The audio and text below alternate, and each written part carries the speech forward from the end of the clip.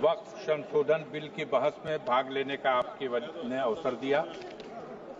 मैं इस बिल का पुरजोर विरोध करते हुए कुछ जो इसके मुख्य बिंदु हैं उस पर चर्चा करना चाहता हूं। माननीय मंत्री जी जब ये बिल प्रस्तुत कर रहे थे तो इन्होंने कुछ विशेष बिंदुओं पर बल दिया। उन्हीं बिंदुओं पर मेरे सवाल केंद्रित हैं। इन्होंने कहा कि इस बिल के माध्यम से सरकार वक्फ की संपत्तियों का संरक्षित करना चाहती है। सवाल इस बात का है कि वक्फ की संपत्तियों को संरक्षित करने के उद्देश्य से इस संशोधन बिल की क्या जरूरत आ गई। आप वैसे भी वक्फ प्रॉपर्टी को संरक्षित करने के लिए उस दिशा में सहयोग कर सकते थे। अलग बिल बना करके आपने ये प्रयास किया और आपके मंत्री जी ने कहा कि इसके माध्यम से हम देश में जो अल्पसंख्यक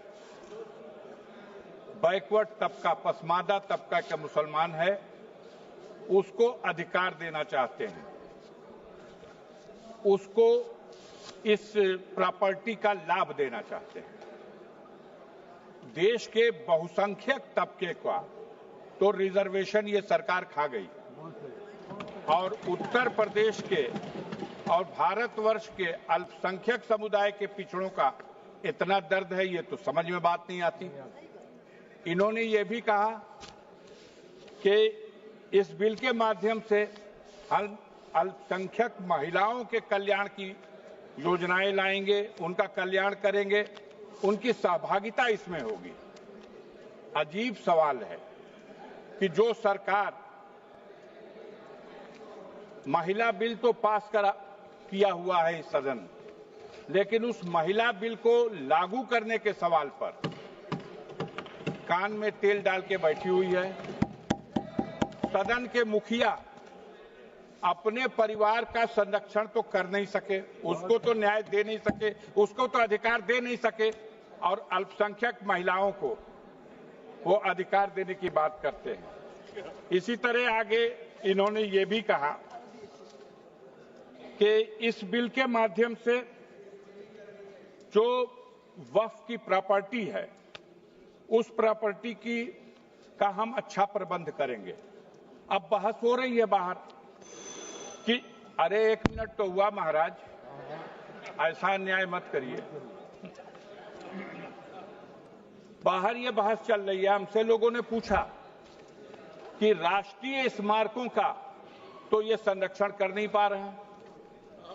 देश का लाल किला बनाया शाहजहां ने और उसको दे दिया गया संरक्षण करने के लिए किसी प्राइवेट को।